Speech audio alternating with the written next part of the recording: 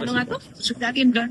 Ay, walang dapat interviewin ninyo si Senator Marcoleta pagkat siya ang nag-privilege speech noong January pa at sinabi na napupunan natin na napakarami ng cabinet level ng mga secretary at appointee ng presidente na puro acting. Sa dami nila, siyam na sila sa bilang ko, no? Yung iba, pasok na sa 1 year. Hindi na siya temporary. Overacting na yon. Ano ba yun?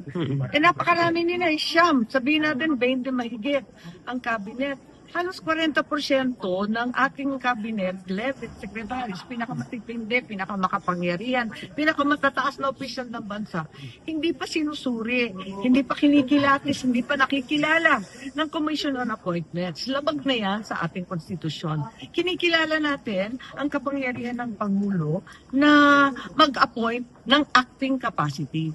Pero maliwanag na kailangan dumaan yan sa Committee on Appointments.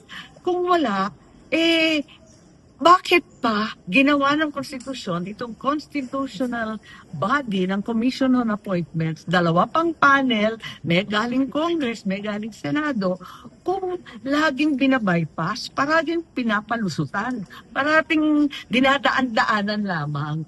Doon kami nagtataka. So, ang sabi namin, include na yan sa aming agenda.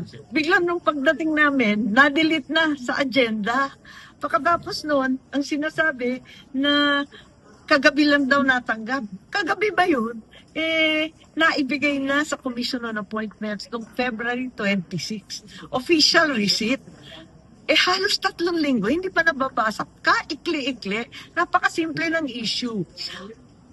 Sa kabila ng pagkilala natin sa kapangyarihan ng Pangulo na mag-appoint ng acting secretary, kinakailangan naman siguro isa o dalawa lamang. Hindi naman yung siyam na halos kalahati ng kabinete, puro sa acting at overall. Sinong nagkukulang dito? Yung CA po ba? Hindi, sa palagay ko, talagang reminder lang sana ang hinihingi namin ni Senator Marcoleta, ipaalala lang sa palasyo na kinakailangan idaan naman sa CA ang karamihan. Naiintindihan naman natin kung may biglang nag-vacancy, kailangan ng temporary appointment. Naintindihan naman natin yon, tama naman yon. Pero ang nangyayari sa mga nakaraan na administrasyon, isa, dalawa. Mabubungi yung kabinete, maglalagay ng isa o dalawa. Ngayon lang naman ito nangyari na halos 10.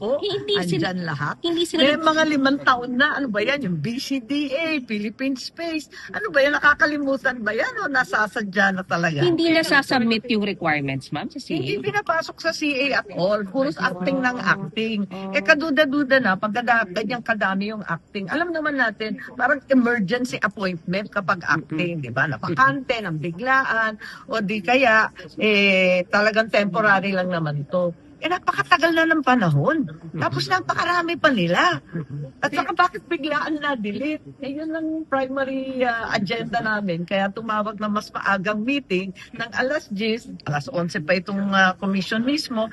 Nakakapagtaka, bakit biglang na-delete? Ba't tayo natatakot na magpaalala sa ating Pangulo? Hindi naman mamasamain yan. Pagkat ginagawa natin ang ating tungkulin at pinapaalala lang naman sa palasyo na kinakailangan idaan sa CA. Among supposedly, kasama sa agenda ninyo ng Number 1 siya 4 yung agenda namin. Number 1 sana yung agenda tungkol nga dito sa privilege image at saka itong sa mga napakaraming acting secretary na napakatagal nang nakaupo. So yun, parang nasasantabi yung CA. Para pa ang Commission on Appointment, constitutionally created body, kung hindi rin idadaan sa CA lagi. So, nagkukulang, ma'am, yung palasyo? Yun na nga, isa pa yun. Kaya nga, sinasabi nila na wala ng panahon. Sabi ko, natanggap natin yan officially, February 26. Anong walang panahon na basahin? Ang walang panahon, desisyon na magpadala ng paalala lang naman hindi naman pinagsasabihan, hindi naman kinagagalitan, hindi naman natin inaaway ang palasyo. Pinapaalala lamang na ayon sa ating saligang batas, dinadaan ang mga cabinet secretary para ma-transform itong acting capacity maging permanent na.